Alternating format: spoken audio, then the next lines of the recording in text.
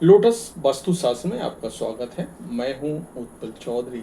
आज हम बात करेंगे कब है मोक्षदा एकादशी, जाने शुभ मुहूर्त, पूजन विधि और उपाय।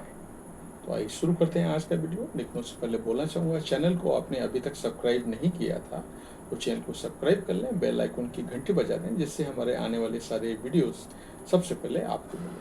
तो आइए शुरू करते हैं। हिंदू धर्म में कई तरह के व्रत और त्यौहार मनाए जाते हैं।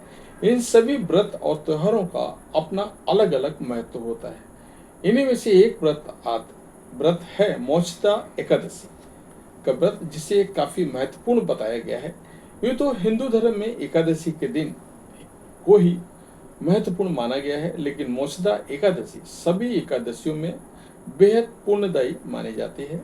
अगर किसी इंसान से अनजाने में कोई गलती हो और इंसान का उसका प्रायश्चित करना हो, तो उसके लिए मोक्षदा एकादशी से बेहतरीन कोई भी एकादशी नहीं है। इस बार 11 दिसंबर बुधवार को मोक्षदा एकादशी है, यानी आज 9 तारीख है। तो 11 दिसंबर को बुधवार को मोक्षदा एकादशी है।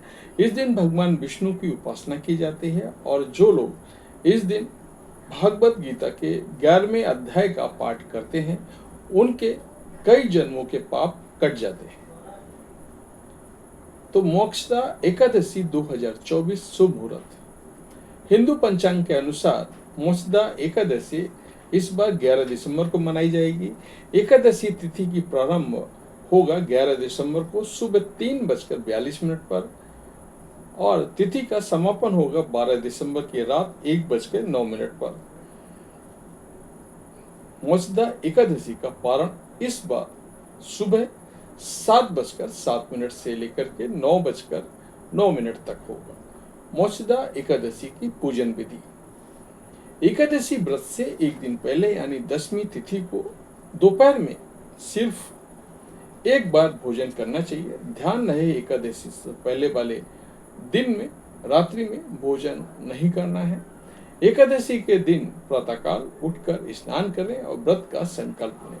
व्रत का संकल्प लेने के बाद भगवान श्री कृष्ण की पूजा करें और उन्हें धूप, दीप, नैवेद्य इत्यादि अर्पित करें। इसके बाद रात्रि में भी पूजन और जागरण करें।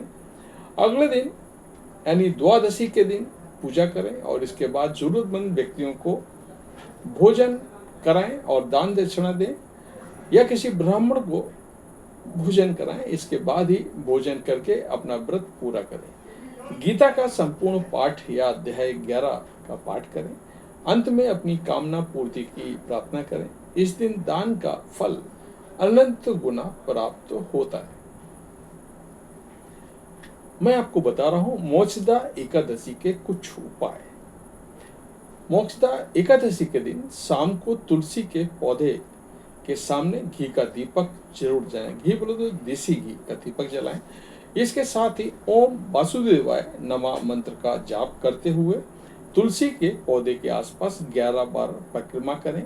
एकादशी के दिन तुलसी के पौधे पर जल ना चढ़ाएं, क्योंकि इस दिन तुलसी माता निर्जला व्रत रखती हैं। मोक्षदा एकादशी पर भगवान विष्णु की पूजा करते हुए पीले रंग के गेंदे के फूल चढ़ाएं। अगर गेंदे के फूल ना हो तो कोई भी पीले रंग के फूल चढ़ाएं। मोक्षदा एकादशी कथा।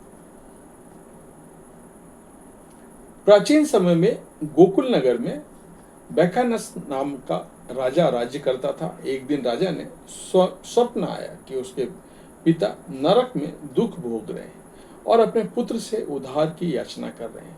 अपने पिता की ये दशा देख करके राजा व्याकुल हो उठा और उसने ब्राह्मणों को बुलाकर अपने स्वप्न का मतलब पूछा।